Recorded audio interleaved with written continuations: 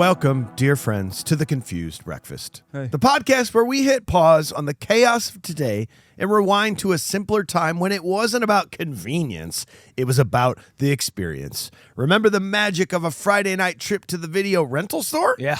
Wandering the aisles, making the big decision of what movie was coming home with you. We're all part of the last generation that knows the joy of the search, the snap of the plastic clamshell, and we're here to revisit the movies that shaped us and defined our childhoods. My name is Mike Schulte. Joining me, as always, two dudes who you should never look directly in the eyes. They will haunt you. I know. Sean Pryor and AJ Vance, how the heck are you? Got that way about us, man. You know? That's how we get them in there. Here's the thing. If you're watching us on YouTube, just staring directly down the cannon of AJ or Sean's eyes will haunt you for the last of your days. Right, Sean? Yeah. Yeah. Anyways, Yes. I've been told I have pretty eyes. I've told I have nice eyes, kind eyes. So Yeah. I take that You compliment do. I would say to that's your heart. best feature. Thanks, man. Yeah. I think. I agree. Yeah. Sean's eyes don't work as well Yeah. because he's got glasses on. Yeah. I had to make this all bigger. It's like it's a jitterbug iMac. It's basically a jitterbug computer you had to upgrade to. Not because you were running out of memory or the battery's low. I just couldn't read it anymore. Technically, it's a downgrade because I am failing. Well, boys, on today's episode, we discuss a movie that opened at number 1 at the box office and spawned 3 sequels and a spinoff with Lake Placid. Hell yeah. Despite all of this, it was nominated for 6 Razzie Awards, including Worst Picture, Worst Director, Worst Screenplay, and Worst On-Screen Couple, Jon Voight and the animatronic snake.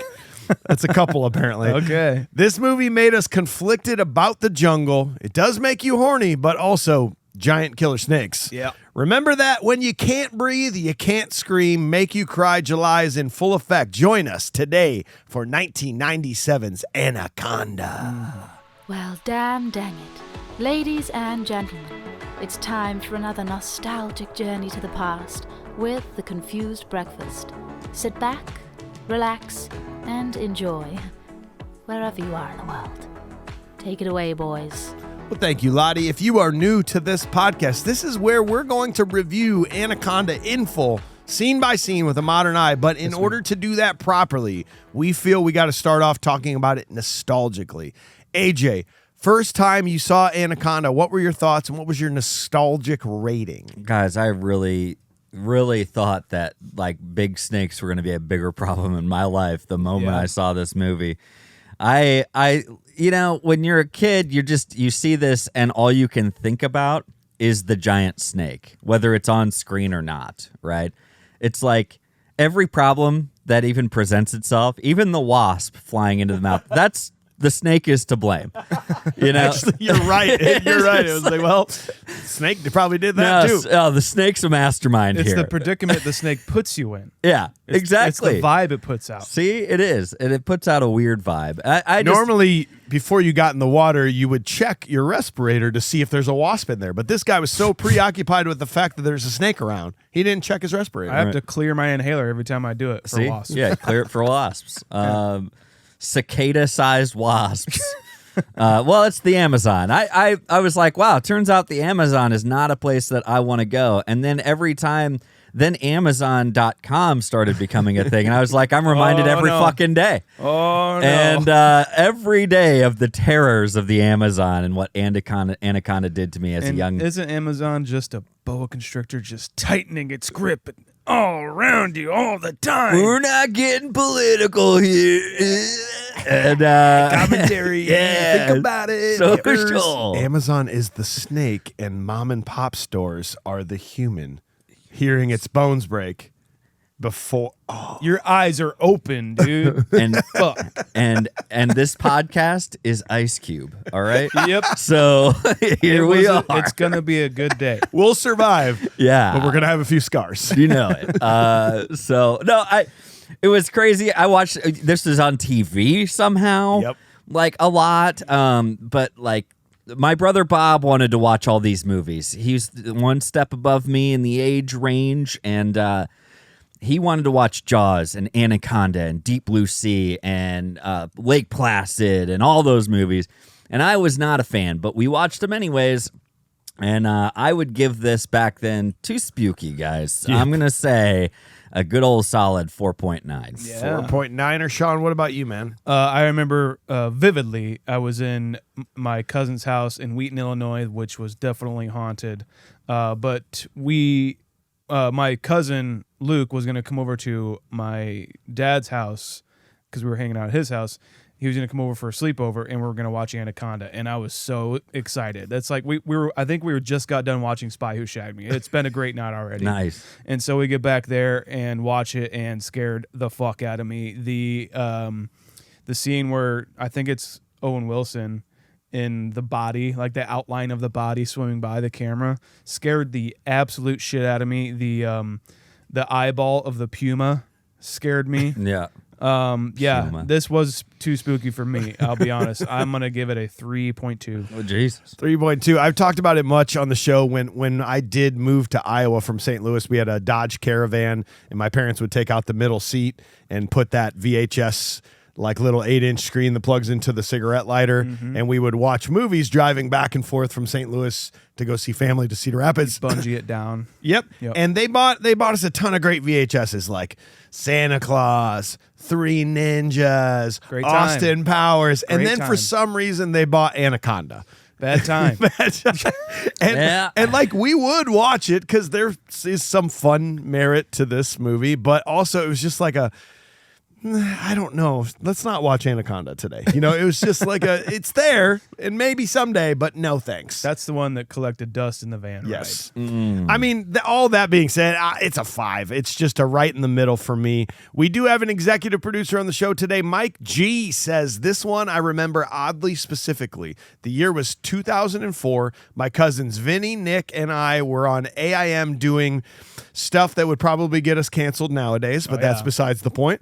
All of a sudden, what pops up on the instant messenger feed? The trailer for what appeared to be the greatest, most cinematic movie ever made, Anaconda's Hunt for the Blood Orchid. Hey, don't judge. We were between 9 and 13 years old at this point, and our brains aren't fully developed. Also, remember when AIM started dropping movie trailers as viral marketing? Truly the best time to be alive. Anyways, after having our minds blown by that trailer, we had to do some digging for info. When the movie was coming out months away, if our parents would take us to see this R-rated movie, they wouldn't. And in case number 2 is the case, what we could watch as a backup plan. Lo and behold, we found out that this Blood Orchid movie was a sequel to some old Anaconda movie none of us had ever seen, but seemed to continuously pop up on either TNT or HBO every few days. Perfect. Now, one quick note to mention. Aside from being Sean William Scott's biggest fan, my cousin Nick has one other obsession: snakes. So I was expecting to get 2 silent hours of him being glued to the TV while I mentally prepared my parents to yell at me for showing him an R-rated movie. Instead, what I got was a running commentary of a 9-year-old mansplaining to me all of the inaccuracies of the movie when it comes to anacondas. Whether it was the size, speed, color, or sound, all I heard the entire time was, "Anacondas aren't even like that." Spelled as you think it is, like I was so distracted I couldn't even notice that J-Lo was in this, or that Jon Voight had the most generic, disappearing, reappearing Spanish-esque accent ever. The kills were okay, and I'm not sure what I thought of the CGI back then, but I remember being impressed by the final fight scene. Between my cousins complaining and the mehness of the whole movie, I'll give this a 5.75 nostalgically. So as a group, we are a 4.71. Pretty low on the nostalgic things. That is bottom 10.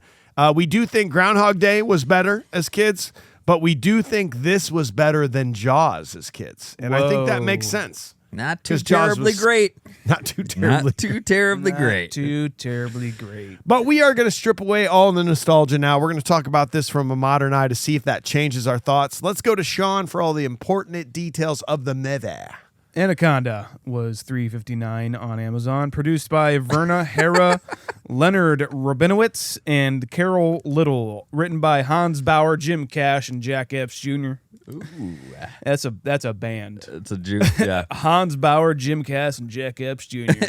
Coming to you live from the Skibbity Toilet. I don't know. Yeah.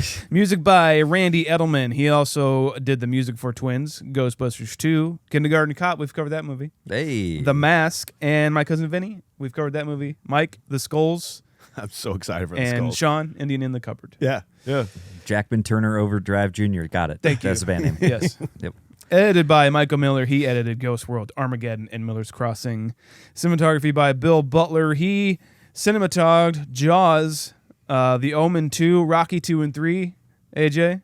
Ooh. Rocky 2 and 3, and Hot 2, Shots. 3. 2, 3. Child's Play, Sean. Frailty, Sean? I'm going to insert I think that's Life of Brian or Holy Grail. Get on with it!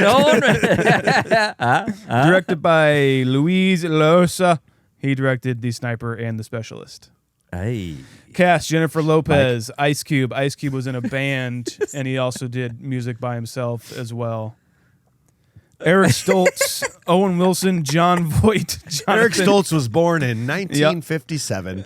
You just do his whole biography. Jonathan Hyde, Carrie Werher, Vincent Castellanos, and Danny Trejo. Anaconda was a spec script floating around L.A. and caught the attention of producer Verna Hara, who was a part of Columbia Pictures. The attraction of the script came from its blend of action and real-life horror. The real-life horror, of course, coming from the actual danger of anacondas. While they don't usually prey on humans, they are known to prey on creatures up to the size of deer in some cases. Luis Losa, the director, was chosen as director because of his vision for the film, and he had already had experiences with shooting in the jungle. The director was interested in the project because of the monster movie type angle, as well as the exploration of evil in mankind and the exploitation of animals and their natural habitats. The crew shot some of the movie in Brazil, where the cast could really immerse themselves in the elements of the story and in real life. Other portions of the movie were shot in the Los Angeles Arboretum. Don't know how they got that. For the Anaconda itself, the crew hired Walt Conti to make the snake come to life. Conti was hired based off of his work in Free Willy and Free Willy 2, as well as Flipper, making animatronic fish come to life on screen. It was the perfect. It was the perfect guy for the perfect scenario. It really was. Who do we get? The guy did Flipper. Let's get Flipper guy. Jeez, who else is there? Yeah. The animatronic for the Anaconda was a series of joints and hydraulics controlled by a computer that programmed its movements to the blocking of the director, while creator Conti controlled the head of the snake. One time on set, the animatronic snake shorted out and went berserk, scaring the cast and crew, and some of that footage made it into the final film. Terrifying. Lord. Anaconda was released April 11th, 1997, and on a budget of $45 million, the film made $136.8 million at the box office, and garnering some straight-to-DVD sequels, which was mentioned. Blood Orchid, I hear is okay. I haven't seen it. No, Blood it's not. Orchid, huh? No, it's not, Sean. It's okay. Well, thank you, Sean. AJ, you are up next. We got to hear what the critics and the fans have to say about this movie. What do you got, Guys, it can kill you 1,000 ways, but doesn't it also just kind of make you really, really horny? Yeah. It's the It is the tomato tomato meter. It does. You didn't even have to say it. It's the tomato meter. It's the tomato meter. I'll find it for you guys. Apparently, I didn't have it up. 41%. Oh. The critics believe that this movie is the same quality as Tommy Boy and Rookie of the Year. Those are two movies we've also done. Uh-huh. Yep. No, they could suck I my remember nuts. those. Yeah. 24%. Some spilled popcorn on the popcorn meter. And a 4.9 on IMDb. 4.9 is good enough for fourth from the bottom of all the movies we've done. Not as good as Surf Ninjas, but better than Biodome. Per the fans. It's just a fun night of movies. It's just it's like you went and you spun the movie store, video store rental like lottery, and you just came up short. Yep. That's what happened. But you're still going to have fun. You're gonna have fun, you're not, for different reasons. Guys, San Francisco Examiner, G. Allen Johnson gave it a 0 out of 100. If only director Louis Lausa? Is that Sure. okay? Yeah. Born in 1947 in Los Angeles, California. That's transplanted from. And his cast could see the joke and seize upon it. Instead, like its computer morphed snake, the film doesn't have a clever bone in its body. Got him. Got him. Gonna be Zero so many of qualities. those over the next couple of weeks. So many fucking puns, man. Hey, got him. You know what we could turn to for some positivity in this world? David stared at the Christian Science monitor. Always. Oh yeah, You know, snakes, Bible. You know, there's a lot of a lot of stuff going on there. Does the Ouroboros, does the snake get the apple? Yeah, there's something the here. tempting serpent. Ooh, temptress. David Sterrett gave it a 75 out of 100. He said, coil up with a tub of popcorn. Get a stranglehold on your soda. This is a creepy, action-packed boat ride down a jungle river with lots of huge snakes dropping by for man-sized snacks. He's having a good time. Or woman. You know, that's fine. Or woman. Please, David. I can see him sauntering and settling into He's his like, little chair. Anaconda. I know I got mine. Roger Ebert was the high man on the totem pole. This is mind-blowing to me. This is a shock, right? This popped up in my research. So everybody's like, oh, and by the way, wait till you hear what Roger Ebert said. He was so stoked on this. He gave it an 88 out of 100. God, it was like a man. 3.5 out of 4 stars is what he gave I would this. like you to give me 10 movies that he rated less than that. That are like, what were you thinking? Like, what the heck is going on? He said, he called it a slick, scary, funny creature feature, beautifully photographed and splendidly acted in high adventure style. What are you talking Sometimes, man. Sometimes. I think this one still haunts him. It still keeps him in purgatory, perhaps. Like, that's like what's He going can't on. go to heaven because he can't- wrote this he's review? He's like, look, we really appreciate your contributions to mankind, Roger, but unfortunately, this Anaconda review I'm reading it right now. Listen, we talked to the Holy Spirit and Jesus the other day, Yes. and they really cannot figure out how you gave that such a high rating. Yeah. Yeah. It's So- Anaconda, Roger. It's Anaconda. what are we doing here? What are we doing here? You know my feeling about snakes. Yes. His penance is to wait in purgatory until Jon Voight makes it there, and then they can go together. Oh, it's so then they're sad. pardoned by Jesus Christ. Yeah. He has to make up for his penance of that damn accent he's got going Well, on. we'll get there. We'll get there. We'll move it along.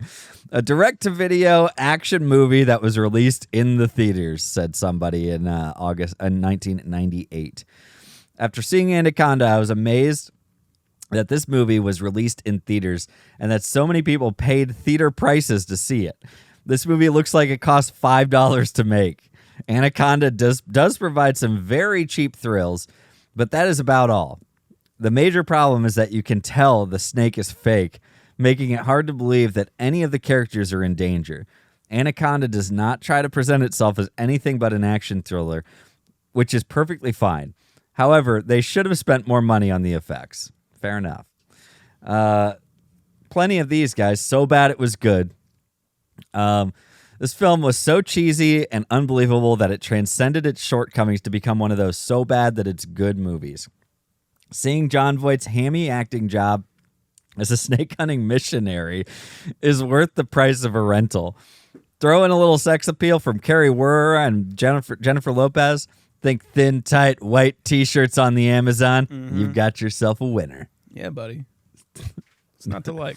Number 4 out of 10, absolute pulp. But they just said this is a kind of film that you don't talk about getting involved with the film anymore, or how real it seems. You're just counting corpses and thinking how many must die and how much time for this film to end in 90 minutes. Fair enough. Guys, we got some Little Lebowski Do we got 'em Urban in there? Achievers. We've got one in there. Got to. You know what we got to do. I'll find it for us here. There it is. Anaconda. Mr.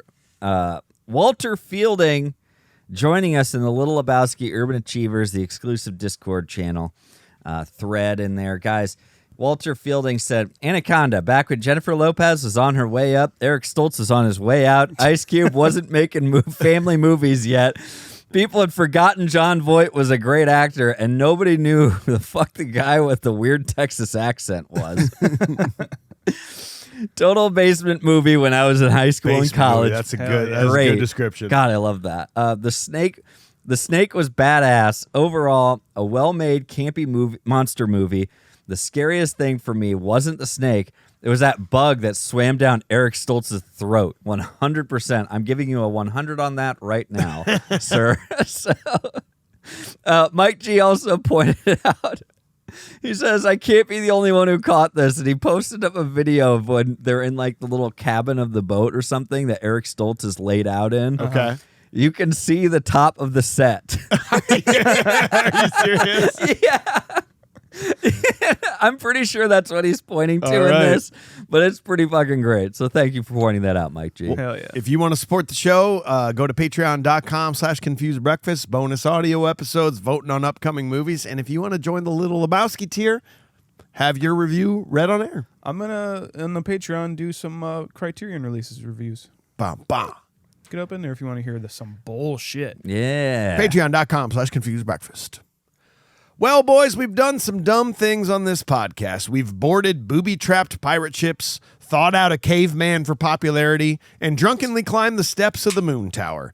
But today, we've made the dumbest decision yet. What? We've joined a low-budget documentary crew heading deep into the Amazon jungle, chasing a mythical tribe we absolutely have zero chance of finding. Our equipment's outdated, our guide is lying, and everyone is horny. We brought Ice Cube for protection, J-Lo for charisma, and Jon Voight for reasons unknown.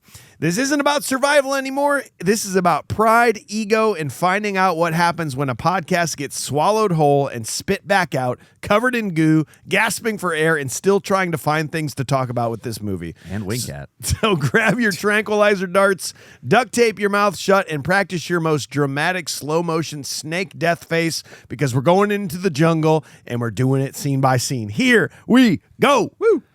So scene 1. A poacher hides aboard his boat deep in the Amazon, panicked by an unseen threat. As a massive creature closes in, he chooses to shoot himself rather than be killed. Meanwhile, a documentary crew arrives in the region to film the elusive Shirishama tribe. The Goop. Nice. The Goop. The goop. That's fine. That's what they're going to turn into. You know what I Winning. mean?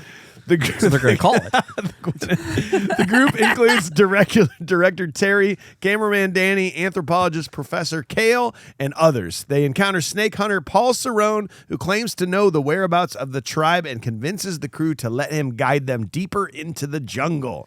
So the beginning text here just says like, so snakes sometimes they'll regurgitate their prey that they've hunted forever and everything. So just so you guys know that if you see some shit like that in this movie, just know that that's completely normal. And it may happen later, may not. So anyway, movie. But also, that is absolutely not true.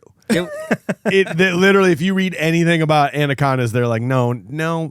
They said the only time an anaconda would ever regurgitate is if it was in danger and it needed to get out of its scenario. And it's like, I got to get this out of my body. I'll come back for it. Gotcha. Humans have known to hunt man. It's like, nope, not really. They don't, but that's okay. Thanks a lot, movie. Turns out they really don't do that a lot because it's not a natural prey for them.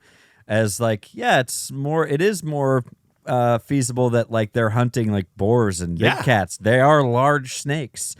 It's here's the thing though. The fact that they had to like say it first and foremost in like they end the paragraph saying like, oh, and don't forget, they also regurgitate. Okay, it's just so I want you guys to know that. And okay? How is that frightening? Because like you're dead. Yeah, then you're. So who cares? Because if we saw that later on in the movie and they didn't give us that like that heads up, we would have been like, what the fuck? No, it's like we would have thought nothing about it. Even now we're still just like, what the fuck? Guys, we looked it up. We looked it up, okay? So just don't even come after us on this. Because like if you see this and you get upset, I'm sorry, it's for real. And this is 1997, so this is 100% accurate. This is Chat GPT. It's like, well, they said it was, so there it is. They said it. I saw it on a movie.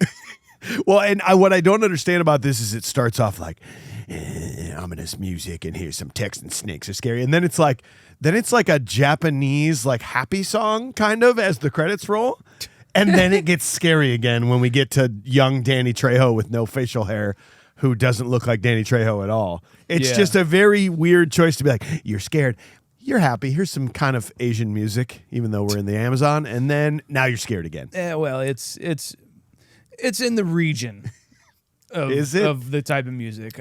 Are we Trust to, us. Are we to believe that the snake goes around like this, like all Yes. the time? Because it's like, this is how it travels. We're not like this. Because the camera's up here, and you're just like, what's going on? Yes. And so the camera's up here. It's chasing Danny Trejo, and his only resolution at this point is to just climb up somewhere really high and then shoot himself in the head. Yeah. What I'm very happy about in this movie, as I'm rewatching this, I like that I can't remember much of this movie, but as this started to happen, I'm like, oh great, we're gonna see this like kill from a snake, and they don't show the snake. Right. And I'm like, yeah, dudes, like we're doing the Jaws thing. Yeah. And then 10 minutes later, we've got the snake right away killing a puma for no reason. Puma. A puma, sorry. A Black Panther. Yeah. Yes, Black Panther Black party. Panther. He did ruin his Black Panther party. Yeah, You know what he I mean? did. But yeah, I wish they would have gone the Jaws route of not getting us the snake until at least halfway into this movie. But of course, we see it like 10 minutes in. Well, You're like, they don't eh. have much else to go on, Mike. Yeah. You know what I mean? Like, There's not much of a storyline. especially here with like, hey, Danny Trejo. Oh, bye, Danny Trejo. And then we Yeah, get full on credit, like last to be credited and everything, and you're just like, okay, well, he's gonna be probably a big part of this. Oh, nope, he's not. Well, to be fair, his picture shows up later. no, fair. Okay, You know, so he is in the his movie. likeness. His likeness is there. It's because they cut from Danny Trejo just offering himself to Jennifer Lopez just like in a white shirt, you know, and just like doing some writing, Peak J-Lo. doing a shot list, I presume, you know. But then like Eric Stoltz comes in, Kale, and is like, I think that this tribe is located here, so we can study them. Sure, I'm glad I hired you. I appreciate it a lot. What happened to you? Oh, just some piranha bit me. And cut. What a wonderful, essential scene to this movie. Well, all the Holy context shit. in the world delivered right to us. But don't worry. We also have all these other characters who are just happy to announce who they are. Yes. What's up? Yo, I'm Owen Wilson. I'm the sound guy on this ship. Will you get my bags? I'm the production manager. Hey, What the fuck? I'm the host of this show. I'm David Attenborough stand-in, pretty much. Yeah. You can hear my wine bottles clanking in my suitcase. Yes. I mean, It's so bad.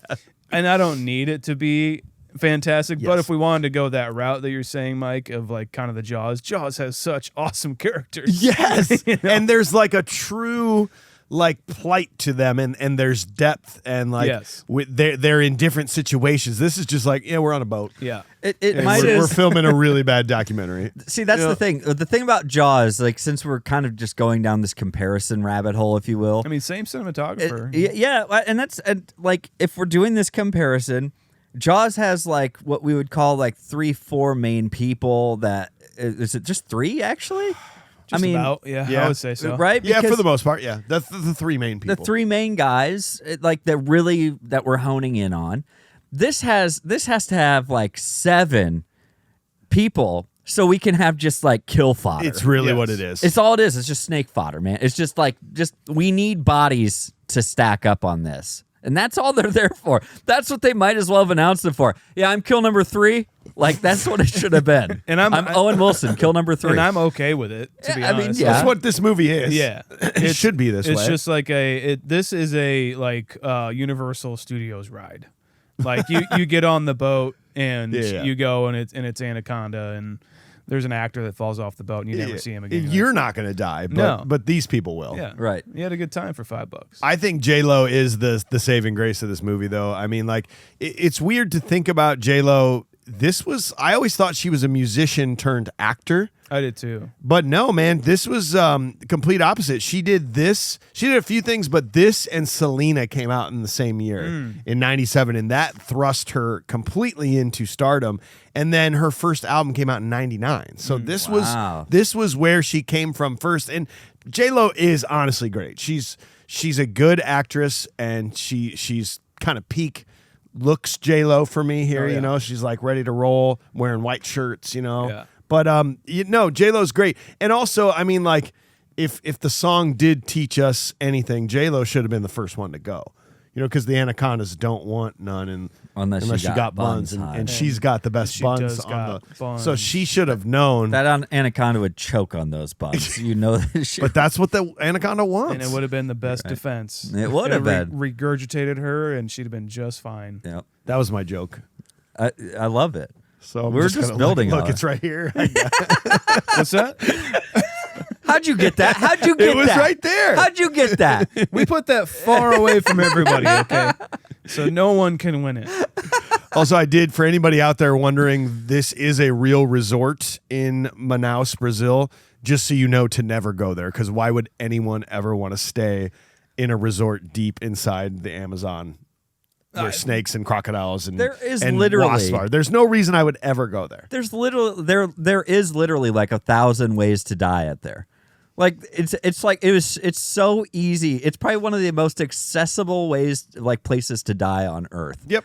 And you're paid money to go there. Yeah. And by the way, what is really the payoff of this documentary? It's not. What is the payoff? Is it like they're just so dedicated to their art, or is there like genuinely like some sort of pot of gold at the end of this insane idea of a documentary on like the most rickety riverboat that Jonathan Hyde is hitting golf balls at a net? I love golf, guys.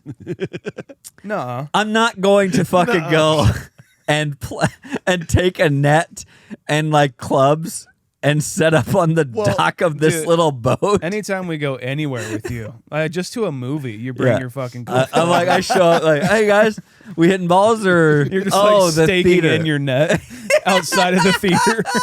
Well, but like, let's put yourself in Eric Stoltz's. Like, this is his like big thing that he's been going for. He's been studying his whole life on this. Don't you think that if you're looking for the most elusive tribe that has never been seen by man before, that maybe you tell Ice Cube to turn off the NWA on his boombox. Maybe you tell Bro to stop hitting golf balls and polluting the river of the Shirishama tribe.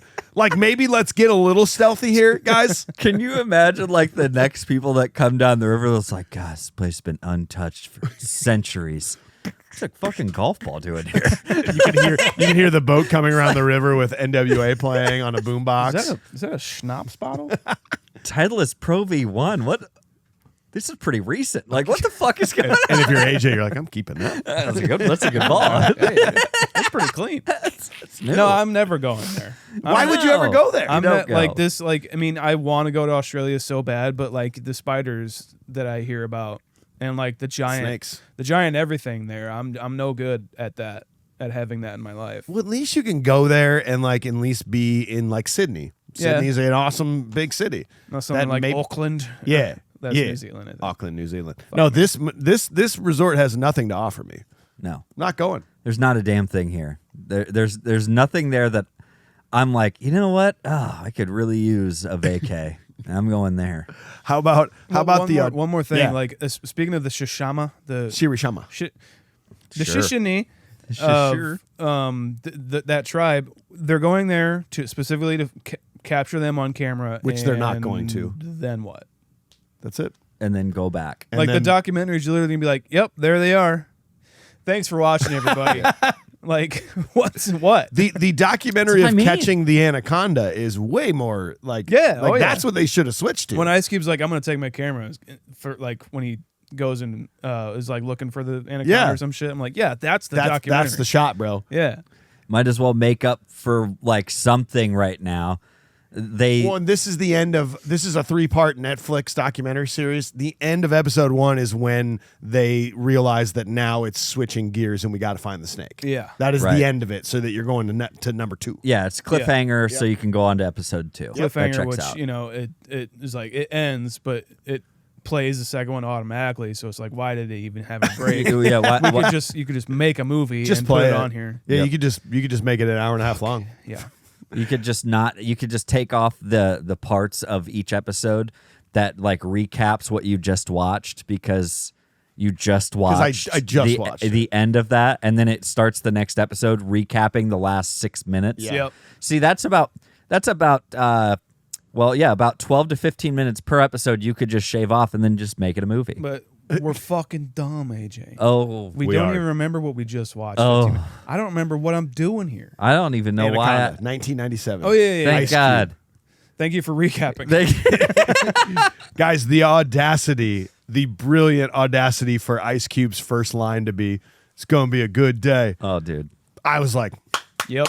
let's go, Ice Cube. I love Ice Protect Cube, guys. that man at all costs, Correct. no matter what. God damn. He's fantastic, but also poor Ice Cube. And by the way, I'm not going to be calling any of these people by their actor name because I That's- actually don't know what it is. Yeah, that's You mean so their the characters? characters. This is like the Yeah. characters. Thing. Yeah. Poor Ice Cube though. Like think about it, man. He's in the Amazon trying to be a camera guy. He's got guys turning off his music. Just wants to relax.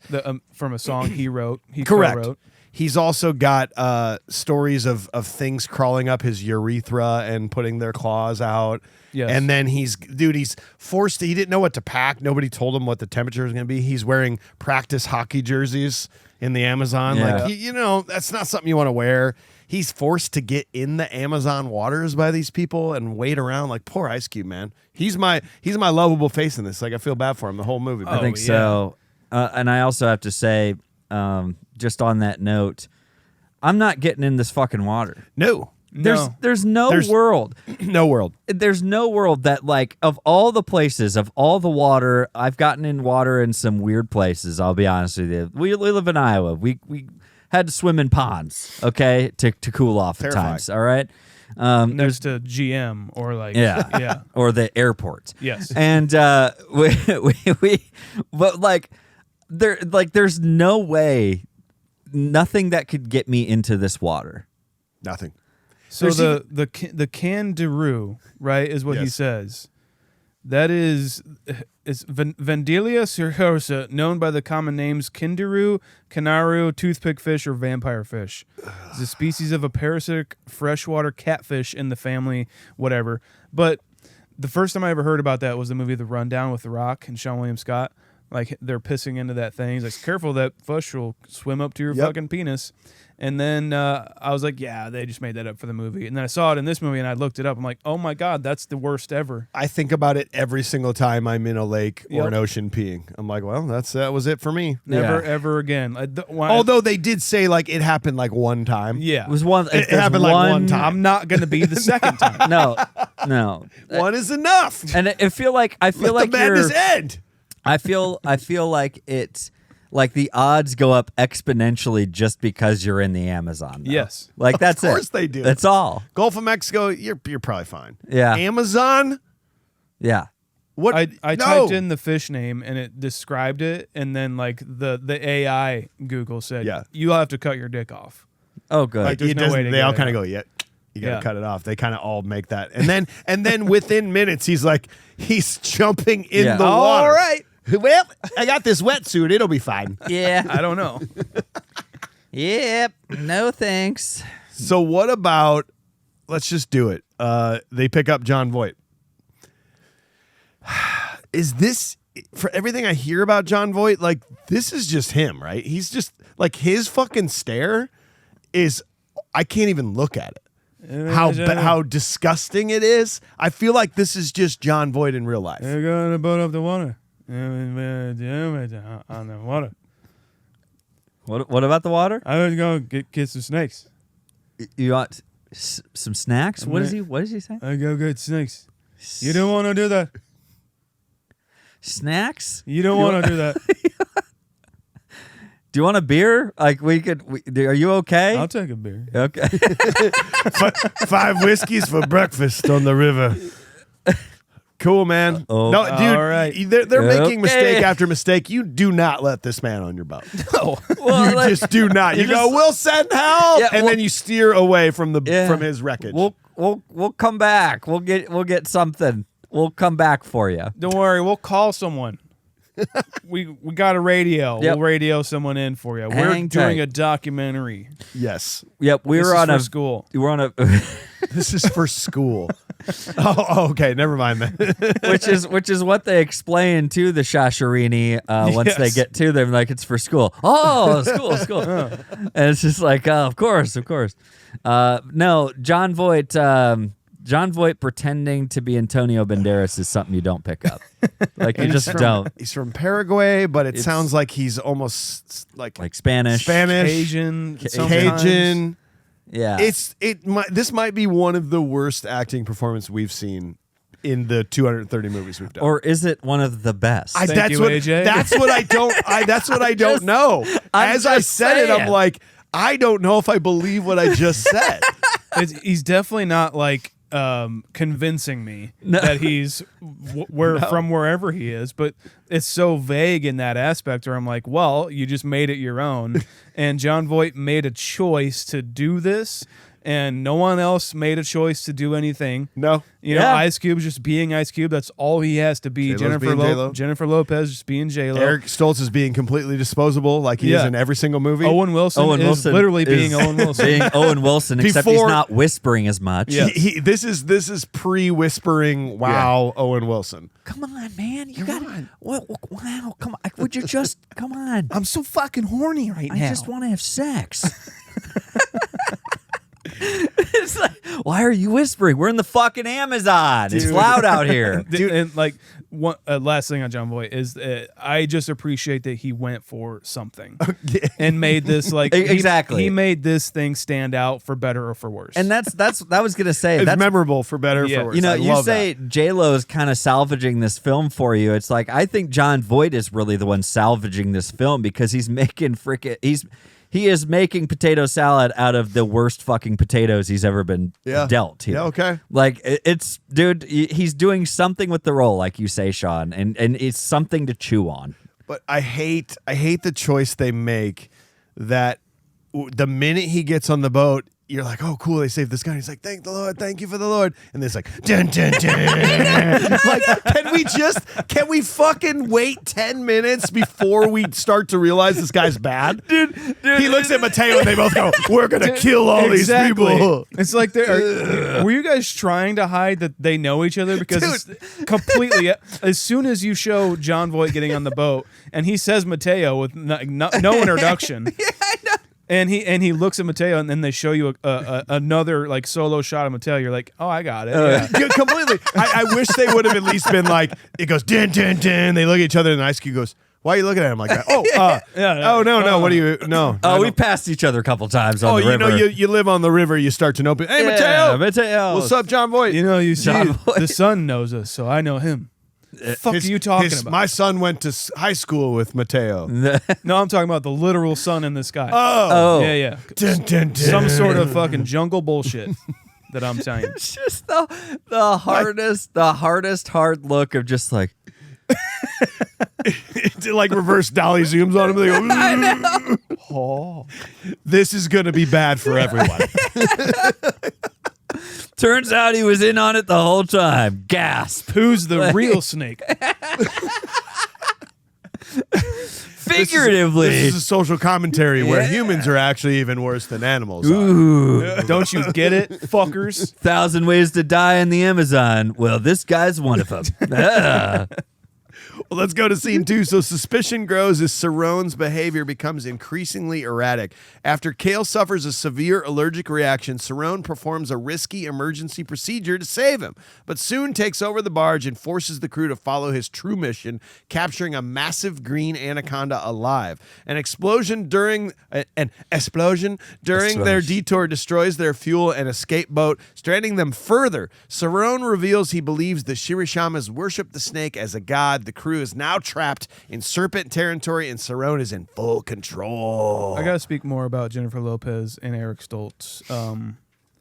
Yeah, Do you have to? We're totally buying all of this for sure. And the Firefly speech fucking worked. You couldn't believe What that am it I worked, doing kind of wrong? thing. Yeah, Dude. and I love that she's like, "What are those fireflies?" Like, yeah. Yes. You should have just been Yeah, that. It's like, oh, those fireflies are beautiful. Yep. That's how I would have talked to my wife. Uh-huh. I'm like, of course they are. Like, I don't know.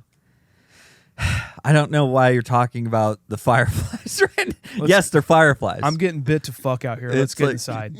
Did you bring the bug soother? It's like, did you pack the bugs? We knew we were coming to the Amazon. They're this big out here. Yeah. We need bug soother. You know, and like the more I think about Eric Stoltz, this is like his 4th movie he's been in that we've done, but like poor dude just has never been able to catch a break. The whole Back to the Future stuff, he's in Pulp Fiction, but he's in there for like 5 minutes. This, like, he's the absolute most disposable, unnecessary character in this movie. Yeah, he just shows up when it's convenient. He's like a red herring hero. You know what I mean? Yeah. Like it's We like, want you oh, to be our hero, but we don't want you to do anything. Eric Stoltz. Yeah, this is the guy. This is the guy who's going to be our leading man. And it's like, well, we have Ice Cube on the line. They're like, ooh. Ooh, we could let's put Yeah, a poisonous wasp down his throat. You know what? Let's get rid of this asshole. It's just like, damn it. And yeah, you're right. It's like, it's of all the people, it's like, oh, something happened to the propeller of our boat now. It's like, yeah, let's have one of the people who's a film crew person jump in there. Why is a film crew person jumping in there? He's Why the is only licensed scuba diver, bro. Is that their It has to be. He's justification? walking on with tanks, and he knows what he's doing. And Mateo is the boat owner. He's the guy. That's the guy, not the ship captain, not the guy who lives on the water, is not the person going into the water. he's smart. He's like, why would I go in the water? He gets down from the captain's nest or whatever and like comes down. He's like, oh shit, yeah. I'll go no. get it. And then Kale is like, no. I'm the white savior. I'm the white savior. No. I've got to impress J-Lo. Hang on. I got to Yeah, do let me this. tell her a speech about how they might cut my dick off and then jump right in the water. Yeah. Yeah. He's like, by the way, if I do get the dick parasite, we can still have sex. So did you Before see, I go and get my dick cut off. I never noticed this. Obviously, it's implied. Is it implied that Jon Voight kicks the rope into the water to get it in the propeller? I don't even know. I think it is, because clearly, guys, if you've ever been on a boat, you don't just let like lines hang off the edge of the boat. You What? you stow them away. Yeah. What? So, but there's a No. weird moment that I finally noticed. There's a shot from behind the boat, and Jon Voight kind of creepily turns around and looks down at something. That's just what he does, though. Of course. But then I'm is Jon proposing Voight. that he turns around and he kicks the rope into the water. I think he does. I think he does do like a sabotaging move, which again is still stupid, because it's like you can't go anywhere. How are you going to go on your snake hunt if you can't move? So this is what's nuts about it. I think that try to put there's no plot here, but what I think truthfully happened is that Mateo and him had this plan all along somehow, but it doesn't make any sense that Mateo and him are clearly buddies. They were in the photo together with fucking dude with Danny Trejo. Yeah. They put him out in there in a stranded boat because Mateo said there's crews coming. We're going to go into the water. You go down a couple days. We'll come run on you. And earlier on, he goes, we're going to go this way. And Mateo goes, no. We go this way.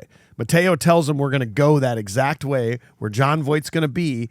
And then Jon Voight has the foresight to know that if he kicks a rope into the water to break the propeller, him and Eric Stoltz have already butted heads. So Eric Stoltz is going to try to prove his worth.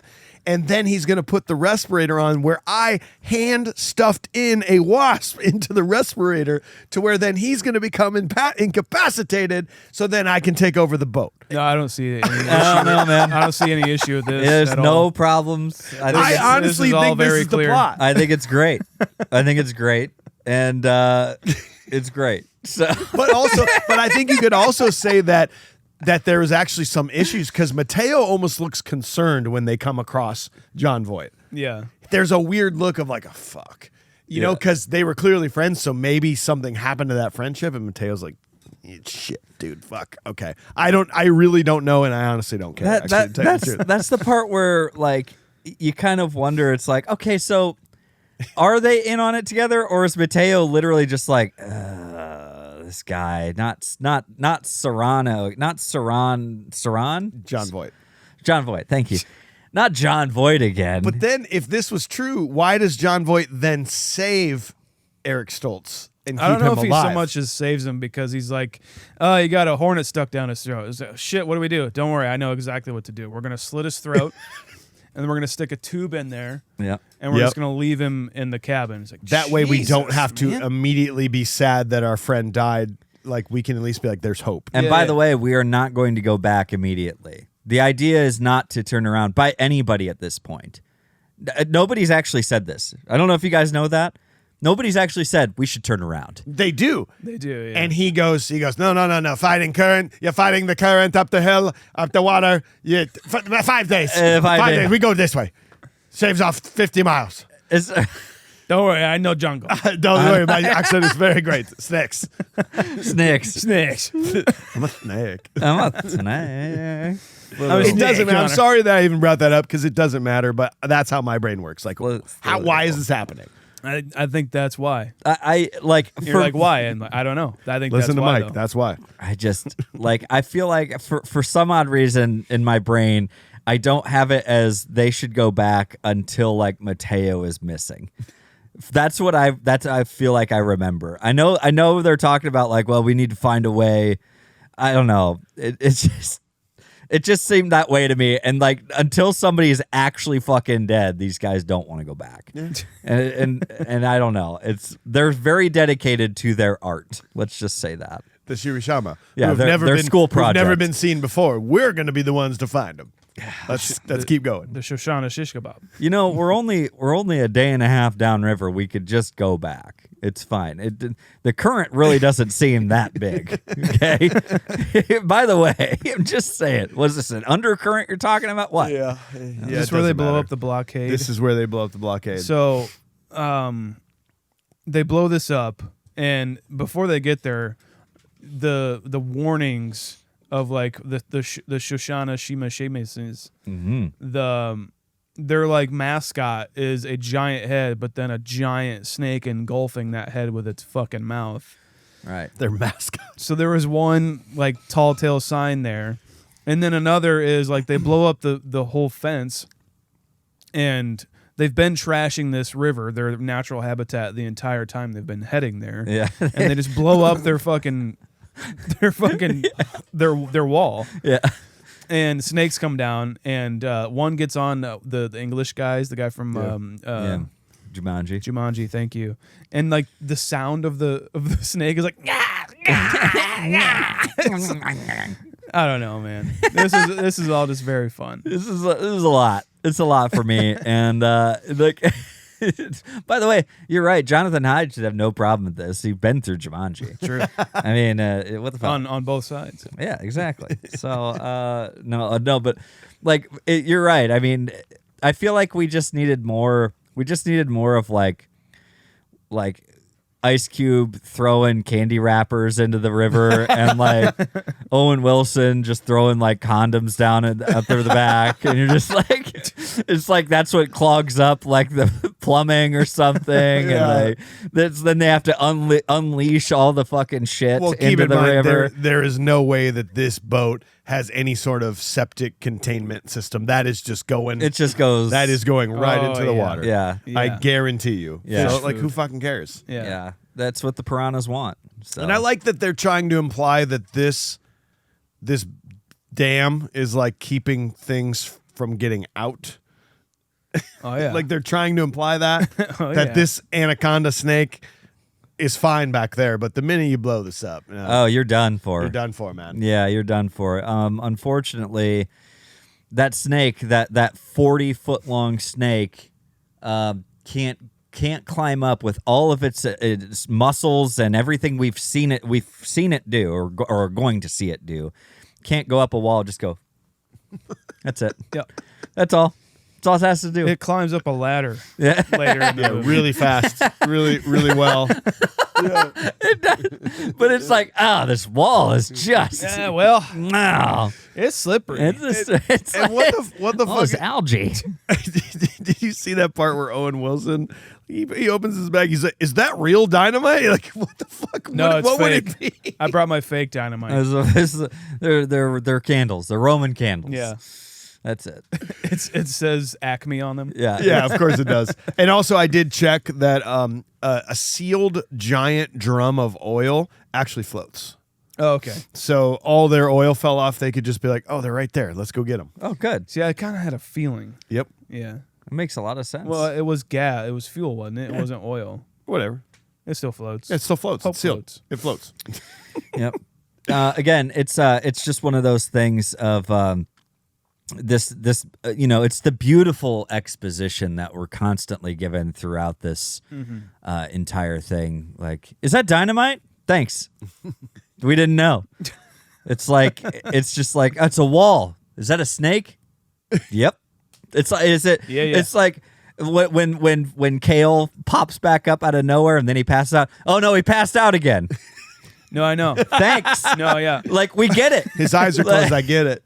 It's a wasp. We know. It's poisonous. Yeah, that's why he's having problems. No Like shit. Street Fighter last week or whatever. They put the blanket over John Claus. Dead. Dead. God, is he dead?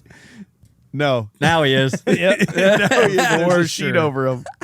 I do have a question because this is when he gets into the whole thing of like his real master plan of catching the snake. And he's telling Owen Wilson, like, you know how much a snake like this is worth? $1 million. Who's fucking buying the snake? Yeah. What are we doing? Like, how are we actually taking the snake somewhere It's and someone's the- going to spend $1 million on a snake that will kill you? He's got a contract with the New Jersey State Zoo. That's what he's got. It's just Either that some or zoo. the government. They're just going to unleash this on our enemies or That's something. a very good point. Use it as a weapon somehow. I don't This know. is like after Jurassic Park failed. John Hammond was like, ooh, Yeah. we could do snakes. like- We don't even have to redo them. Like, we just capture I it. mean, technically, we I could got We just, still have this island. My buddy Cerrone is in Brazil. My buddy Saray, he would know Cerrone. I'll spare no expense on this shit. No expense at all. No. No, expense. No expense. Expense. Explosion. Why is so we've seen Cerrone, Jon Voight's character, be very good at just like picking up a snake, obviously, and like and he tosses it. He's a baby. Why doesn't he just try and get a baby anaconda? And then grow it. And then take it and like love it and maybe just teach it love and respect and maybe it'll be okay. Maybe you it'll know, be a like, nice snake. do some fun YouTube videos or get on TikTok and be like, that it's a snake guy with a snake buddy. Yeah. And you give it a fun name like Squeezy. Yeah. Or something like that. Yeah. Let's check up on Squeezy. He's grown a whole foot in the last week. It's what's your snake's name? Hugs. Hugs. Hugs. That's it. Huggles. Huggles. Mr. Huggles. Mr. Huggles. Look at his smile. It's like So huggable. Dude, who just sat there and goes, you know what? These snakes are going to sound like ring wraiths. They're going to Yes. scream. Frank Welker had to decide that there had to be a voice. They I know spent it's money more on it. I know it's more terrifying, but it actually takes me out the fact that they're like, yeah. like it's It's like, fuck, dude. Calm down. calm down, snake. We're fine, Like, dude. what if he went with something completely different and he's like, "Ah!" Somebody should overdub it with stuff need like to- that. what's the snake say? What's this? You know? What does the snake say? I feel like there's something really great you could come up with. Like, what if every time it opened its mouth, it was just like a Wilhelm scream or something? It's like,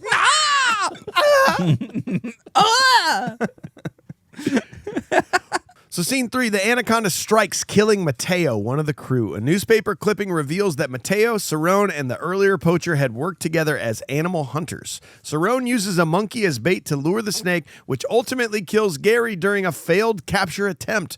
The rest of the crew turns on Cerrone, managing to overpower him after Terry distracts him, and they tie him up. Tensions rise as they realize the snake is still stalking them. Prop. dang it. Oh, you got a prop? Ooh. No, you can't have it. No. Go ahead. Ice Cube's camera. Oh, cool. Oh, yeah. okay. Yeah, you can have that. It's pretty awesome. I want the newspaper photo clipping of Jon Voight, Danny Trejo, and Mateo. Nice. I want that on the wall. That is a deep cut. That's cool. What's this newspaper clipping? Oh, it's these 3 guys that were snake hunters in the Amazon. You don't know about them? You don't know about that? You didn't hear about them? Have you seen this? Have you heard about this? Back in 1993. Yep. I want the pen tube that's in Eric Stoltz's throat. Yeah. After he's recovered, you take it out. After he's magically recovered and he's, he never needed stitches and he's just fine. Yep. Yep. There's a pretty obvious porn parody name for this one. It's Anaconda. Yeah. Yeah. Oh, yeah. Yeah, you don't got to change it. Anaconda. Anaconda. Anaconda. Fuck, okay. Dude. Anyway. Anacondom. Anaconda.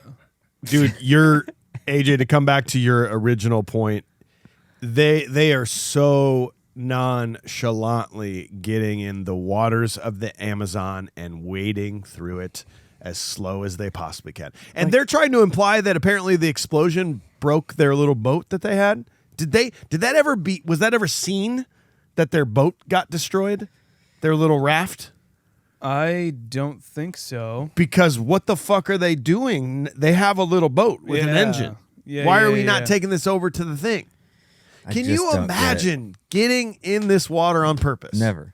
Oh, I just got fucking. Yes. AJ almost died thinking about it. That was really fucking real. I was like deep in thought about it. I was like, this is the worst.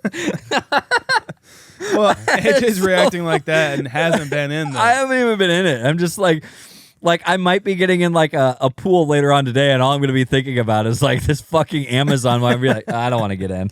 Dude, until I was like 31, I couldn't swim over a drain in a clear pool because I thought like I'd get sucked into the drain or a shark would come out of it. Yeah. So like, no, I'm not getting in this. No, never. And this, can we talk about the snake effects now, since we've seen a lot of it or are about to, especially like with Mateo's death. It's really cool because they actually like had like a mechanism underwater to like, twist him, and like he like reacted like he was getting bit by a snake, right. And then they like twist him, and then they obviously in post add the CGI snake. So that's actually kind of cool, adding like the practical to the CGI. But what do you think about the practical snake on set on camera?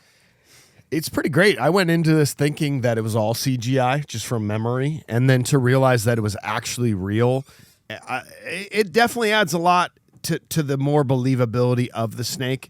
The CGI is okay. Mm-hmm.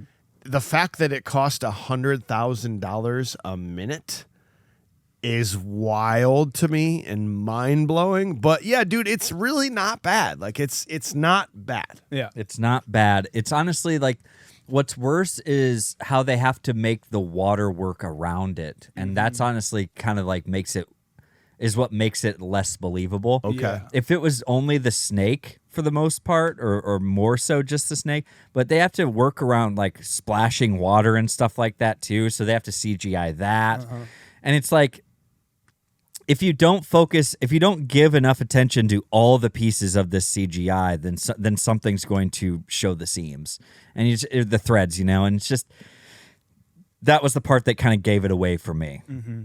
And seeing there's some behind the scenes on this movie, and seeing like the creation without like the skin sock. Isn't that apparently in a museum somewhere? Like, yeah, that's what I heard. Yeah. But it literally looks like something from the Matrix, like all black wires and just joints and everything. It looks crazy, and the way that it moves, just like on a shitty DSLR camera or whatever that they're filming the behind the scenes with. It looks great. Yeah. And I honestly think one of my issues with it is that they don't utilize the practical snake more. Yeah. It's like for like wider shots.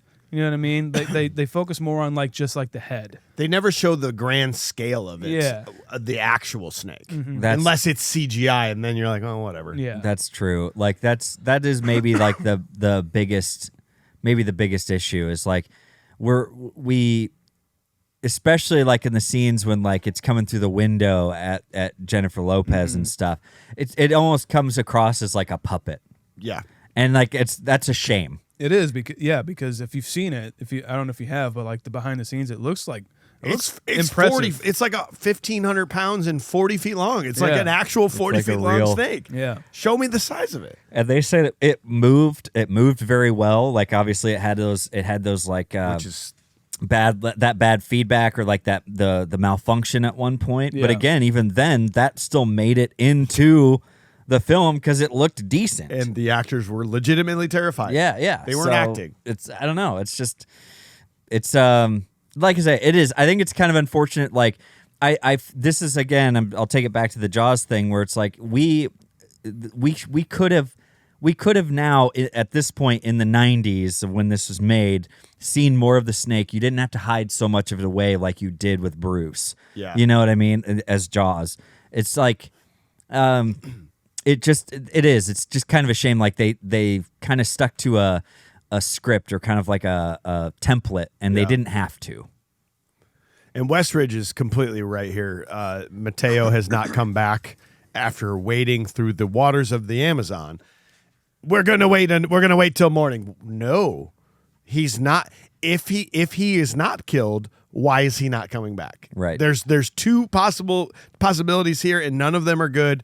Get the fuck out of there. No, we're gonna wait. They're We're like, gonna wait. oh, he's We're gonna wait." probably lost. It's like, we see the fucking boat right there where you went, like where you decided to go into this, whatever this thing was. What was it that they stumbled upon again? It's their old boat. Yeah, it's they're- It's the Jon old Voight's old boat with Danny Trejo Oh my god! from the beginning. That's right. Because he Okay. knew. I don't even know what he did. He take guns. What was in the big suitcase that they took out of there? Ooh, I It forget. was like money, or it was like artifacts or something. Yeah, some of his bullshit. Yeah. That was. It And seemed it like it was doesn't going to be a matter. big reveal. Doesn't Like this matter. is my ultimate snake catcher killer. Yeah. Maybe it was his giant net or some shit. Yeah. I don't know. It's just like it does it, but there again, it's like here, take this. It's like okay, but again, there's like you say, there's only so many explanations for what would have happened to Mateo. None of them are good. None of them are good. And the one that gets brought up of him being lost is an absolute crock of shit. And it's like, we're not spending any more time in this water. Like we're leaving. Like that's it. I don't care if it takes 5 days to get back upriver the 1.5 days we've been out here. We're going back that way. And the closer you get back there, the more likelihood of another boat coming along, Yeah. maybe to help you Yeah. out, give you some supplies. we need more fuel. It's like, do we? Can we, like, are you sure that we didn't plan for this? We're not even halfway through our trip. We don't have enough fuel? Are you kidding? Get out and paddle. Yep, I guess Better that's start it. paddling. Fuck yeah, dude! Everybody could hang from the back of it and just kick. Yeah, exactly. Like Yeah, we'll you're- figure it out. You're good with being in the water already. Might as well Yeah. just fucking go for Every it. one of us has a little tiny fish in their urethra. Yep. Already. So we We might already as well. got it. We're all getting fish dicks, you know. That's just what we're gonna be doing. That's all we're doing. We're planning on it. Fuck everybody. You're right, Mike. Can you imagine just everybody sitting off the back, just like having a beer and just be like, Eventually. they're At not. some They're point not they're gonna have actually to. in the water. They're just like kicking their feet, like Yeah. from the top, just like little kids. Listen, and you finally get this scene where they're trying to capture the snake, and it finally kills Owen Wilson after he had already made some stupid decisions to risk his girlfriend relationship, but then he saves her. How dare they show us this shot of the snake swimming under the boat with Owen Wilson's a gasp mouth outline inside the snake's belly? How fucking dare they show this? Because I Scary. still hate it. It's scary, man. I hate it. It scared me as a kid, and it still terrifies me. It's like disturbing still. Yeah. Even though this is like CGI. It's funny looking back when I first watched this movie. I'm like, man, it looks so real. How they really do put that? 'em in there. I was like, ooh, and now I'm Yeah, like, we said ugh. the same thing about Tomb Raider Yeah. on PS1 and Yeah. and GoldenEye on N64. That first- so real. How are they going to make this any better? They can't, dude. Games can't get Fuck. any better. It's like- you're right. No, it's like back then you just there's just something about like your child mind just can't see in anything past 480. Yeah. You know what I mean? It's just what you render things in. And so it just everything looks so legit. And like I just don't like watching that thing swim by. And it's the other shot though too of like him in the water when it's like coiling him up and like it raises and then it's goes like back his underwater. last breath or something, and you're just like, God. It's just the concept of the damn thing. Like when we covered Jaws, of an animal devouring you. Yeah. Is so fucking scary, It's man. terrifying. And like, by the way, I'll pull this back a little bit because apparently in the trailer of the movie, the shot of him when he gets like taken off the boat by the snake, they have that shot in there. There's no snake. That's right. In the trailer. What? It's just wasn't Owen done Wilson falling back. And they're like, it doesn't matter. They're going to go see it. Oh, It's no. fine. He fell in the water. Danger. Oh, no. Seriously? There's no snake. It's just him struggling and falling off into the water. That's what they show. And then you realize like how much time they didn't spend thinking about, we need to get a snake into this movie. Called Anaconda. You know what this Anaconda movie is missing? An anaconda. Oh my God. We got to get this done. Holy shit. We only got like a week and a half left. Oh, fuck. Are you kidding me? It's pretty crazy. And like speaking of Owen Wilson, this is probably the most unbelievable portion of the movie for me, where he like turns with Cerrone, you know? And it's just so not like his Owen brand Wilson. anymore. You know, like I don't know, man. Like Owen Wilson is the Chad Kroger of actors in my mind. And that's even underselling him. Is this our first Owen Wilson movie? I don't know. I don't think so. We'll check. Well, maybe it is. The problem I have with it is like there is nobody who could look less threatening with a rifle in his hands. Dude. He looks so like he doesn't know how to use the thing. Like that's how he looks holding this gun, and like everyone else is just like, he's like, yeah, everybody else can have a drink, you know, and just, you know, relax. We're going upriver, and Owen Wilson's like, yeah. It's like, shut up, Owen. Okay, it's because he's holding it up here. I sit down. I love Owen Wilson. I really do. I do too. I love Owen Wilson, but in this role, I don't buy him as a bad guy. Yeah. Nope. I just don't. Like his like threats, like Ice Cube tries to like get up or something like that. He's like, I'm getting out of here. And then Cerrone like shoots like a coffee can near him. Yeah. And Owen Wilson's like, no, you're not. Yeah. And I'm like, oh shit, dude. He's the epitome of like the goon who's just like, yeah, Cerrone, you tell him. You tell him. Yeah. He like cocks a gun, it falls apart. Shit.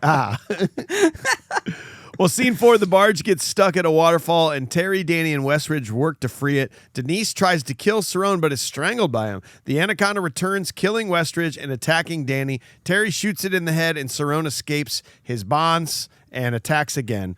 Kale briefly regains bonds. I don't know. Is bondage? Bondage. Go ahead. Kale briefly regains consciousness and shoots Cerrone with a tranquilizer dart, while Danny knocks him into the river. It's just kind of like Street Fighter, where like they get captured over and over and over again. It's like you were describing that scene. I'm like, there's like 3 times where Jon Voight's tied up. Which one are we talking about? Yeah, exactly. Yeah. And so it's not your fault. It's just the script. But like, There's 3 writers on this movie, guys. yeah, and they're all in a ska band. I do like, speaking of some character moments, I do like is that Ice Cube and guy from Jumanji. Jon Voight. Yes. What's his name in this? Mr. Hyde. Wayne Rangerud. Westridge. They kind of have a contentious thing. It was like, turn off that racket, that rap. What's that? What are they even talking? Can you even understand a word they're saying? That kind of bullshit. And he's listening to his, Barry Lyndon soundtrack. But then, Kenny like, G. yes, after they tie up Cerrone and they're like headed back, and he's like teaching him how to drive the boat. I like their camaraderie here, where I know. they say 18 gallons of gin and some fresh sheets, and then he's like L.A. traffic and my cellular phone. I do like that. Yeah. Like their kind of trajectory that they had. It's funny how like they were like opposite ends of the spectrum, or so we thought. Yeah. But they actually love their creature comforts. You know, no pun intended. Ooh, maybe pun intended. Ah. Huh? We love our creature comforts. Weren't we an Not unlikely snake couple? creatures? But we get along. We get along, man. We should hang out, man. We should. hang out, man. You gonna Opposites get a attract. You You know? gonna get a beer after this? It's like, well, I'll get a gin and tonic with you. Oh, ho, ho, ho. Yeah. Well, it's funny because gin and juice. Well, you get it. You get it. You get it. Next time, you drive the boat.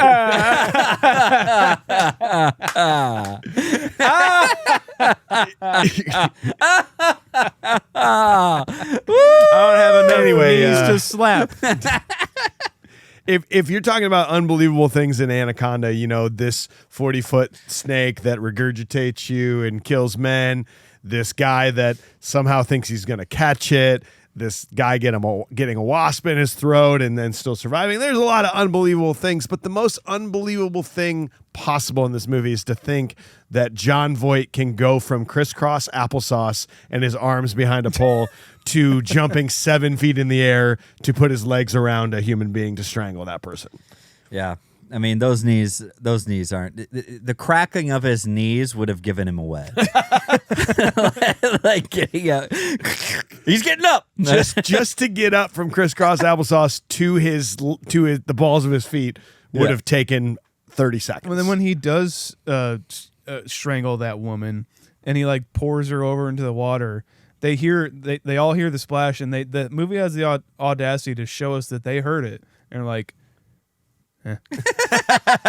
it's Amazon, dude. There's a snake. There's a giant snake hunting you guys. We've seen it. Maybe that was it. It's a fucking thing. It's nothing. Dude, oh It's my nothing, God. man. Don't worry about it. Just really don't worry about it. It's like it's the unfortunate thing of like, and here's the problem of all the things, like having Owen Wilson in this movie, and I don't know where is he at in his career. I mean, It's this very after, early. like, He had done Bottle Rocket. Rocket, and that was about the extent of what people knew about him. This is the Okay. first time I ever saw him in anything. Okay, because you have him in this, and like to have him feel like almost a throwaway character just seems like criminal. Yeah. It does, like looking doesn't it? back. Even Carrie Worrell, like I liked their relationship stuff. I Yeah. thought it was actually kind of a fun little departure. I did too. From some of this, like when they get chased out of the jungle and stuff. Again, not going into this jungle. It's on them. They're stupid. Oh, we got to capture some noises. yeah. We can do it from here. We can do it from here. Just everybody else be quiet, and you'll hear all the terrifying things of the Amazon. Yeah. Right here. It's okay. But like to just have him, and it's just kind of an unbelievable role for him. Kind of a strange throwaway thing for Jonathan Hyde even. He like how much FaceTime we get of Jonathan Hyde is kind of, again, it's kind of criminal. Yeah. How much we just don't have much like up close, like good like face-to-face time And with he's him. very good in this too. I liked him a lot. He is. He plays the character very well. Like it seems like he could have been more, because technically they have him as the host of this thing. Yeah. You know, and although he is like a stand-in, like it's like, you know, he's not like a real Anthony Yeah, Bourdain. he's just reading lines. He's just reading lines. Which It's normally still- you would just read in a studio. You wouldn't be there in person reading it. right. Like he wouldn't get off the boat, you know, if this is the way they're going to do it. You wouldn't be on the boat in the first place. Yeah, it's just one of these things of like a lot of throwaways, and it's just very surprising, and it's the unfortunate thing of like zero real character development just so they can get killed. Speaking of, the whole choice, the whole plot point to have Carrie Werher, like Yeah. her character, walk up to Jon Voight's character with a knife. Oh yeah, my completely underdeveloped character that is shown, She's gonna kill the main that's bad guy. shown no See? homicidal intent no whatsoever during the movie, is now gonna do the thing where she walks up to the killer, the bad guy of the movie, and drops the knife. You know, That's- it's just so convenient. And that's I think you would just call that or bring that back to like just poor writing, because it's like you think your audience is kind of stupid at that point. Yes. Because you're going, like you say, you expect me to believe that like maybe the most underdeveloped character of this entire thing is going to take on, and we expect this to just play out. And this is the end for our bad guy. Right. This right here. And then we only have the snake to deal with at this point. Like you think we're stupid. Yeah. Like it's not good writing. Yeah, and at that point, just go for it. Maybe. Yeah. Like have her like stab him at least. Drive it into his leg or something. And like then he like kind of gets it that way or something. Like have her do something, but no, they just do nothing with it. And the other fact of like her whole thing for wanting to kill him is for like turning Owen Wilson or like and getting him killed was like, yeah, but he became an asshole. That was his fault. So why do you give a shit? Yeah, exactly. It's like I love him, man. It's like we all saw Owen Wilson, and by the way, Owen Wilson being the lackey of Jon Voight. It's just like, what do you think that conversation is? So, it's like, Sir Owen, isn't that a type of ham or? Well, it's actually a Belgian name. It's a Belgian name. Yes. Belgian. Oh my god! Wow! Wow! I had no idea. Well, that's why you asked, and I told you. Oh, Belgian. Is that going to come up later on and be beneficial to our plot or story at all? Absolutely not. Wow! Wow. Wow. This is where it gets a little out of control for me, though. Like they get to that waterfall, and like this is where the snake really's killing people and up the trees and going behind the waterfall and like this is when I'm like, okay, we kind of That's how the movie was pitched, by the way. And he goes, and then he goes, what? And then he goes, We go back to Tim Robbins. Be like, okay, is the snake? This is the snake the whole time, right? Yeah, it's the snake. It's the snake. Okay. Go ahead. Yeah, okay.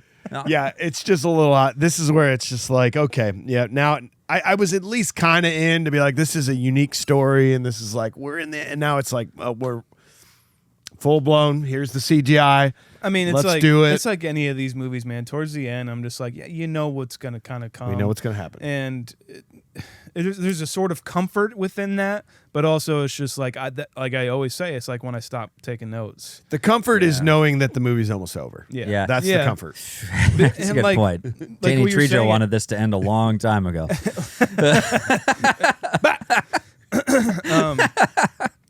Like you're saying, like I do like all of the like intrigue building up to the end. Yeah.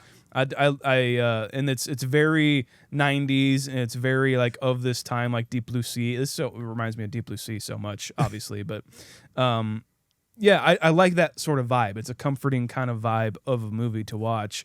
But just like, when it gets towards the end, it's like, oh, this is gonna wrap up. And we killed the snake, and then all the people we like are gonna survive. It's all good. We're down to the last remaining people we like. The snake's dead. Cerrone fell into the river with a dart in his neck, but there's the dialogue of like, it fell out. You got a fucking dart in your neck. You get a fucking dart in your neck. And then they have to tell us that it fell out so that we know that he's probably going to float around bloody in the Amazon River for a day. Half digested and like swimming around and following the boat, not being seen. We know he's going to come back up. Yeah. Did you see as they're pulling away, Eric Stoltz has woken up, they're pulling away from that waterfall. Did you see the shot where it's just reversed and the waterfalls? Yes. Have you seen it? The brother, water's going up. Brother, it's so bad. The water's going upward as they pull away. Because all they did was reverse the shot, AJ. Have you seen this? Look at that. Oh no! Is that what Mike G was actually talking about in that video? I didn't see. Let me look. That might have been it, actually. So I thought you could see like the top of the set, which it looks like. No, he's pointing to something else. Wait. Wait for it. Yep. Mike said the exact same thing. Yeah. He pointed at the waterfall. It's okay. I can't believe they did this. And like, you didn't even need to tell us that they're leaving the waterfall. We know they're leaving the waterfall. It's like, it's an opposite of a and it's telling you they're leaving the waterfall, but it's an opposite of like an establishing shot. It's an establishing that they're leaving shot, But it's like at that point, man, it's clearly a motion thing happening in your frame that's always supposed to go down because of gravity. I didn't see it as a kid. I didn't either. Didn't see it as a kid. I mean, it's just like, is this like the early cut? Like, what happened? Somebody sat there in the editing room and going, People are idiots. They won't notice that. Also, it's a movie about a 40-foot-long killer snake that screams like a dinosaur. So, do we care? Yeah, I mean, water moving up a waterfall is the least of our worries. We just had Jon Voight jump from crisscross applesauce Yeah. with his arms tied behind a pole and strangle someone. We're fine. We got it. We're fine. Come on. Magic. All Final scene, Cerrone returns and captures Terry and Danny and uses them as live bait for another, even larger anaconda. His plan fails when the snake breaks free, kills him, and regurgitates his body. Terry finds a nest of baby snakes while the adult chases her up a smokestack. Danny pins the snake, ignites a fire, launching the burning serpent into the water. As they recover ashore, the snake makes one final attack, but Danny finishes it off with an axe. Terry, Danny, and a recovering Kale eventually find the Shirishama tribe float safely down the river. Yes. So what? We're deep in the Amazon, right? Go on. Yeah. What's this factory? We're in uncharted waters of the Amazon. Uncharted waters. No one's ever seen this tribe with their own eyes ever. But there's Apparently. a factory a mile and a half upriver. What the They fuck? make animatronic anacondas there. Like that's the only place they can make I them. see. Yeah. This is what they do here. Oh yeah, this is actually where we make the snakes. Yeah. What? Turns out they're not real. We make them. We We make genetically them. engineer them Yeah. to be man killers God, in this dude. factory It's- with the smokestack. What is it? Yeah, and like we're expected to believe that these smokestacks at one time were just billowing in the middle of the Amazon, like what? Churning out something. It was an Amazon conveyor line. That's Yeah. what it was. Cardboard boxes and stuff. Yeah. That's It's right. just a It's where they make all the Amazon cardboard boxes. It's right in the heart of the Amazon. Amazon. We do it in the Amazon, so you can't sue us. There's an endless supply of paper here, guys. It's a genius idea. It's a genius idea until we all die from snake attacks. Because that's also what they're implying is that mean, it's maybe- abandoned because everyone was killed there. We have Maybe to the assume. the Shishimi tribe. Shimbuis. Okay, they had they were not primitive at first, so they came here as like regular people setting up a shop, doing some cardboard work, and then we don't want this life anymore. They became one with the land. They become one with the land. They worship the snake now. You know what I mean? Snake gods. Yeah. Yeah. That's an even better explanation Cool. than whatever's happening here. Fuck yeah. Yeah, let's worship this. Let's worship the snakes. Like here in Iowa, we worship derechos. Yes. That's fine. Yeah, dude. They all kill us, and we're all fucking dead As long anyway. as we so- worship awesome. them, we're fine. Yeah. Okay. Great. Sounds good. The shot that, again, how dare they, of not only showing him going into the snake's body, but then the literal audacity of the director to have the snake regurgitate Jon Voight like they said they would do, Yeah. and him winking at J-Lo and them going, Jon Voight, ladies and gentlemen. Jon Voight! Jon Voight. Thank Jon you. Voight. I Thank you. cannot believe they did this. This is great. This is so stupid. I love it. They had to be like, well, we gave it away in the beginning. How can we top this off? It's like, let's make him wink. Let's make him be like, told ya. You know how we winked and made sure that the audience knew in the beginning that we were going to do this? Yeah. Let's have him literally do that. Let's- Looking all goopy. we gave them a figurative wink. Let's make it literal. Good God, Sean. Good God, that's great. Cheers. Cheers, man. Yeah, it's wild, man, because like this is just like, again, we already went through this with the snake. The attacks on the fucking everything's what, and then we're gonna do it again, and now it's gonna be on fire, flying through the water, and then it's still gonna come back up for like any evil creature does. You think it's dead, and it comes back up one more time. To have Ice Cube be like, oh yeah, I got this X. Like, I was just waiting for the movie to end at this point, guys. I really was. I do want to at least say maybe the most honoring deaths of this movie is Jonathan Hyde's. That's a That's a hell of a way to go. When he jumps from that waterfall and that snake catches him like that, that is maybe one of the moments where I was just like, that's the best fuck, dude. Yeah. That's... You can't even fall away from a snake. Yeah, it's like, this is fucking cool. Like, that was like one of the only ones. Other than that, I'm just like, when it goes up that ladder, when it climbs like unreasonably fast, the way that this thing moves, there's no reason that anyone should have gotten away from it. The way we see this thing move at times. There's no way. This is an unbeatable creature. When she's climbing up the smokestack, and it's coming after her, it's like we've seen it go so fast. Yeah. And it's not getting her now. It's like it doesn't. That's the problem that I have. Like, watching it catch with ease, like it's catching an apple falling from a tree, Jonathan Hyde, from this waterfall, and slithering exponentially faster than anything we've ever seen on this planet, and it can't catch J-Lo. It's too mesmerized by that ass. He's like, did I say I want? If you have bun Huns, I get some, or if you don't have buns Huns, if you don't have buns, hon, I don't want none unless you've got. I want it. I want it. Shit! She closed the hatch. Dang it! I shouldn't have been thinking about it this long. Wish someone would just come and blow me the fuck up. End it. You killed my wife, and I just want to be dead.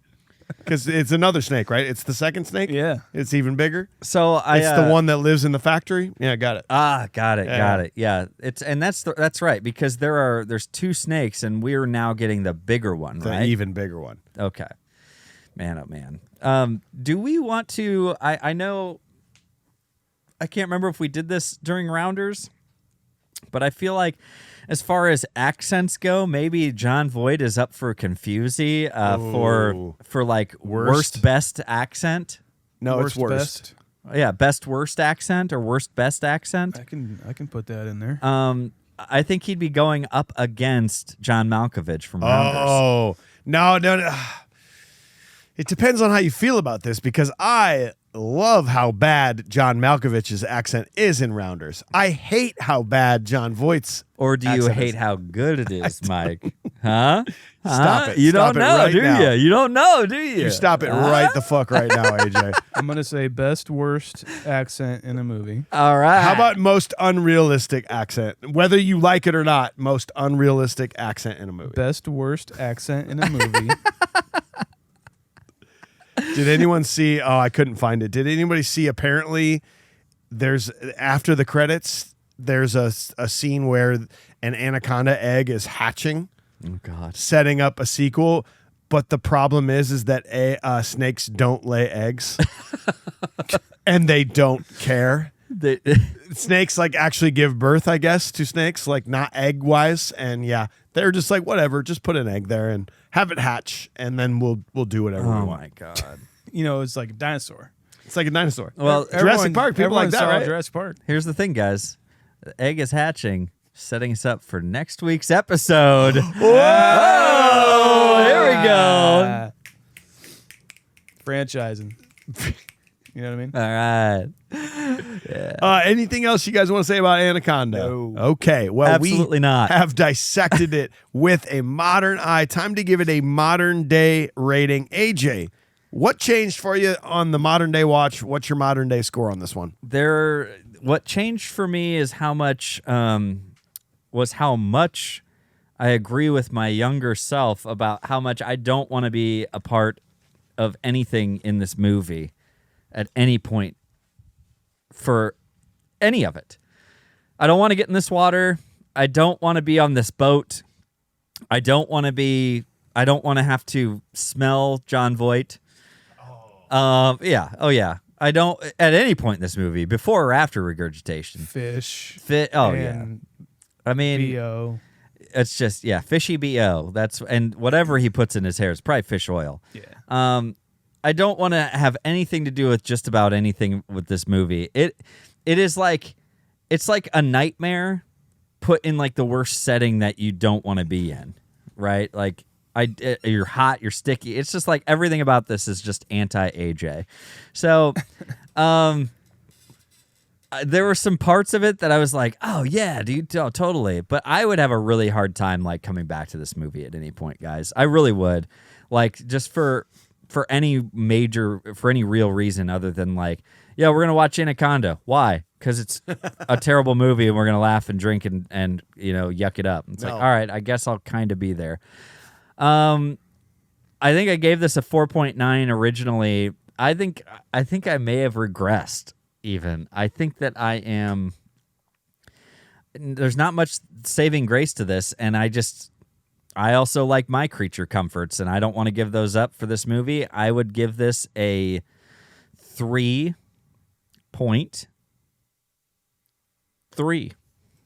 3.3 for AJ. That is a very big regression. Sean, what about you? You gave it a 3.2 as a kid. 3.2 as a kid. I think that this movie is fun. I like Ice Cube. I like J-Lo. I really like the cast. I think they're a little underutilized as far as to my liking.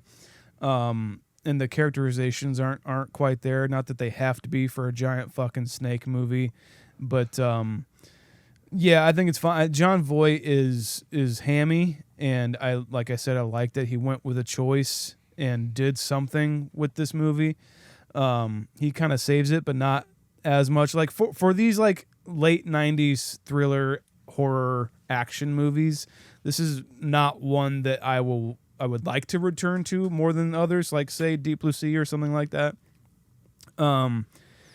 But I do have a good time with it. I really do. And I'm going to go a 5.3. 5.3 for Sean. I'm going to be right in the middle of you guys. Like it's not great, but it is kind of fun. Like I did enjoy the way when I know it's really bad is when I struggle to turn it on for a second time. Yeah. And I was like, that's pretty fun. Like not bad. And then of course I start fading away as it goes on, but it's a concept, and they went with it. They did it well. They clearly hit the box office gold on this one. I don't know how somebody agreed to let them spend that much money full well assuming that it would make profits. Like it's a wild gamble, but they did. And it's not bad, and it's got some of our people we know well today in their first kind of couple roles that they did. It's okay. I'm not going to return to it, but I'm going to give it a 4.7. We got to go to Mike G. He says, don't think I've watched this in its entirety since that one day, but this is still one of those movies that lives on through reruns on cable TV. I feel like if I ever turned the channel while it was playing, I'll always wind up right at the final showdown with J-Lo, Ice Cube, and the Snake, and it's usually entertaining enough to make me sit and finish the last 10 minutes of the movie. But to actually sit down and rewatch this thing in full felt like an undertaking for some reason. I mean, you guys are including it on the Make You Cry July, so it's got to be Super Mario Brothers level bad, right? But as I watched it, I was sort of pleasantly surprised at how not horrible it was. I mean, it's not great by any means. The CGI and effects are bad, although we probably couldn't tell back when we were watching on a 19-inch square television. Some of the acting performances are questionable, and the snake is just goofy looking. To be fair, though, I think anacondas are inherently derpy-looking snakes, but that's just me. Yeah. Eric Stoltz is there for 45 minutes before getting conveniently knocked out for the rest of the movie. Owen Wilson is too new of an actor for people to realize that he's much better playing a lovable goof than a scheming dick. And an unrecognizable Danny Trejo makes probably the most rational decision anybody makes during the whole movie. I have no idea where the romance between J-Lo and Stoltz comes from. I mean, I know that they should be together because they're the two handsomest lead actors, but at the beginning of the movie, they're just sort of colleagues who are familiar with each other's work, and then one wasp sting later, and she's all over him with baby this and baby that, like they've been dating the whole time.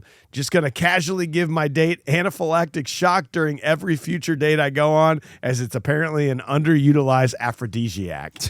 And I know it's wrong to compare creature movies when it's not the same creature, but I feel like the director of Anaconda was told to study Jaws for tips, but instead he watched Jaws 4: The Revenge, which would be a truly painful film to watch.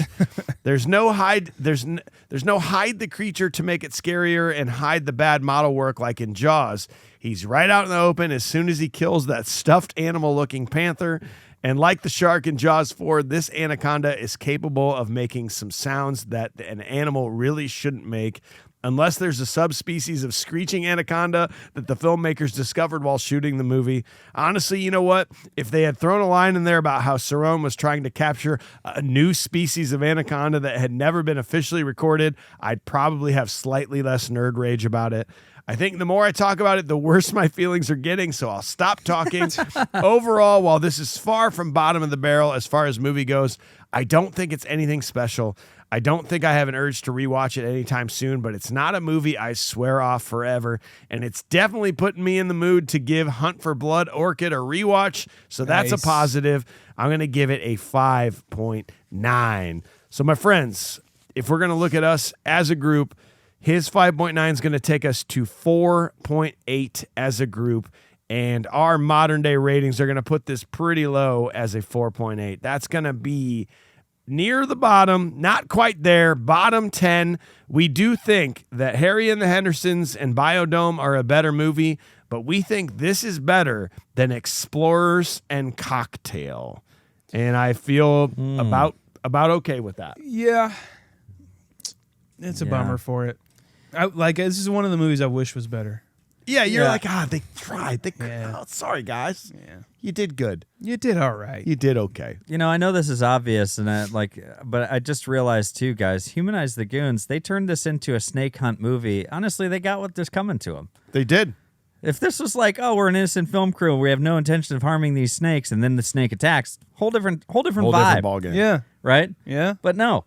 They're hunting these snakes. The snake's just doing its own damn thing and just defending itself. No, I stand by the snake. I still don't. I like it, you know how like in Jaws we're talking about how listen, that's their territory and you went into it. You deserve to be bitten.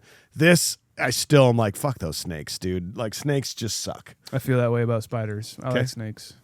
So next week we're happy to tell you we are doing arachnophobia. No. Yep.